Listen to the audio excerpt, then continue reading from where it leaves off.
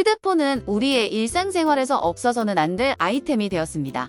하지만 휴대폰을 구매하거나 판매할 때 어렵다는 생각 드신 적 있지 않으신가요? 특히 이거 신경 쓰지 않으면 휴대폰에 있는 개인정보가 유출될 수도 있습니다.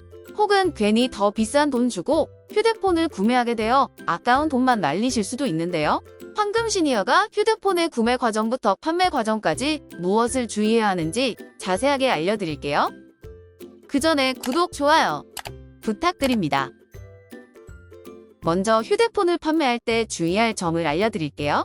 새로운 휴대폰을 사게 될 경우 기존에 쓰던 휴대폰은 필요가 없어져 판매를 하시는 분들이 많습니다. 중고거래, 휴대폰 판매 앱 등 최근 들어 다양한 판매 방법이 활성화되었는데요. 아직까지 많은 시니어분들이 방법을 잘 모르셔서 대리점에서 휴대폰을 바꿀 때 중고폰을 반납하곤 합니다. 직원이 새로운 휴대폰을 살 때 가격을 깎아줄 테니 기존에 쓰던 휴대폰을 반납하라고 하는 경우가 있는데요. 휴대폰을 반납하면 데이터는 알아서 삭제해주겠다라고 말하는 직원들이 있습니다. 그러나 일부 나쁜 직원은 이를 악용해서 휴대폰에 든 개인정보를 유출시킬 수도 있습니다. 실제로 한 여성분은 직원들이 휴대폰을 초기화해준다길래 일부 민감한 사진은 삭제하고 반납했다가 해당 매장 직원들이 갤러리 사진을 복구해서 유출시키는 사건도 있었는데요. 물론 중고폰 반납 보상 자체가 범죄 행위도 아니고 정직하신 직원들도 많이 있지만요. 그래도 피해를 당하면 안 되기 때문에 이를 방지하기 위한 중고폰 판매 시 유용한 정보 3가지 알려드릴게요. 첫 번째, 중고폰을 판매하기 전 초기화하기입니다. 먼저 삼성, LG 등의 안드로이드 휴대폰일 경우 초기화 방법입니다. 설정에 들어가셔서 일반을 누른 후 초기화, 디바이스 전체 초기화 순으로 진행하면 되는데요. 쉽고 빠르게 초기화가 가능합니다. 다음으로 애플 아이폰 휴대폰일 경우 초기화 방법입니다. 설정에 들어간 후 일반 클릭, 그리고 전송 또는 아이폰 재설정을 누르면 되는데요. 그 다음 모든 콘텐츠 및 설정 지우기를 누르면 초기화를 진행하실 수 있습니다. 물론 초기화하기 전에 중요한 데이터가 있다면 꼭 미리 옮겨놓거나 백업해둘 필요가 있습니다. 두 번째, 다양한 판매 방법을 활용하기입니다.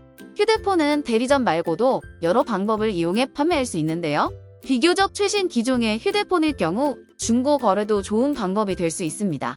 보통 중고나라, 네이버 카페나 당근마켓 등에서 활발하게 거래가 되는데요. 사용하는 휴대폰의 기종을 검색해보면 얼마 정도에 팔리는지 확인할 수 있기 때문에 꼭 확인해 보시고요. 물론 중고 거래를 할 때는 잊지 말고 폰을 꼭 초기화해서 거래해야 합니다. 최근에는 민tit, 폰가비 등 휴대폰 반납 및 판매 앱도 생겼는데요. 민tit 이라는 앱은 모바일로 반납을 신청하고 근처 가맹 장소에 가서 반납을 하면 돈을 받는 방식입니다. 휴대폰 상태에 따라 얼마를 보상해주는지도 알 수 있으므로 편하게 판매를 할 수 있습니다. 세 번째, 아예 고장나거나 너무 오래된 폰을 처분하는 방법입니다. 너무 오래된 휴대폰이나 아예 고장이 나서 못 쓰게 된 휴대폰은 처분하기가 곤란한데요. 이때는 근처 삼성 서비스 센터나 LG 베스트샵 등 AS 센터를 방문하면 간혹 수거해주는 경우가 있습니다.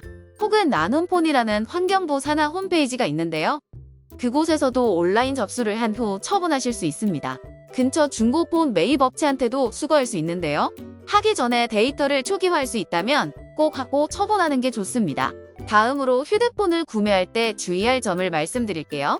요즘에는 온라인과 오프라인 모두 휴대폰을 구매할 수 있는 방법이 많은데요. 아직까지 많은 시니어분들이 구매 방법이 어려워서 집 근처에 있는 휴대전화 대리점에 가시곤 합니다. 이때 원하는 휴대폰의 재고가 없을 경우 신분증을 맡기고 가면 원하는 기종이 들어왔을 때 바로 개통을 진행해주겠다는 대리점이 있는데요. 나도 모르는 사이에 큰 피해를 입을 수도 있습니다. 신분증을 이용해 고객 명의로 휴대폰 여러 대를 개통해 이득을 취하는 건데요.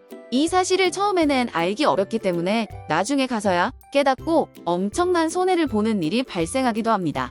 당연히도 모든 대리점이 그렇지는 않지만 일부 나쁜 직원들이 고객의 이익보다는 자신들의 이익을 우선시하는 경우가 있어 문제입니다. 그래서 예방 차원에서 신분증을 요구하더라도 웬만하면 신분증을 주지 않는 것이 좋습니다. 추가적으로 휴대폰을 구매할 수 있는 방법을 몇 개 알려드리겠습니다. 대리점에서 휴대폰을 구매하면 직원이 알아서 해주기 때문에 빠르고 편하다는 장점이 있는데요. 문제는 일부 나쁜 대리점 직원들이 일부러 비싼 요금제를 유도하는 등 속이는 경우가 있습니다. 하지만 이제는 집에서도 쉽고 빠르게 그리고 저렴하게 온라인으로 구매할 수 있는 방법이 많이 생겼습니다. 그래서 나쁜 직원들의 속임수를 구분하기 어렵다면 휴대폰을 온라인 쇼핑몰에서 사는 것도 하나의 방법인데요. 이렇게 직접 휴대폰을 구매해 유심칩을 직접 개통해 쓰는 것을 자급제라고 합니다. 쉽게 설명하자면 보통 대리점에서 휴대폰을 할부 약정으로 구매할 경우 휴대폰 값과 통신요금제를 같이 내는데요. 자급제의 경우 휴대폰을 직접 구매하는 것이기 때문에 구매하면 통신요금제 값만 내면 됩니다. 간혹 온라인 쇼핑몰에서 이벤트로 할인해서 판매하는 경우가 있기 때문에 잘 알아본 다음에 자급제 휴대폰을 구매하는 것도 좋은 방법 중 하나가 될 수 있습니다. 추가적으로 본인이 휴대폰은 필요하지만 굳이 성능이 좋거나 새 휴대폰이 필요하지 않다면 중고 거래를 이용해 구매하는 것도 하나의 방법인데요.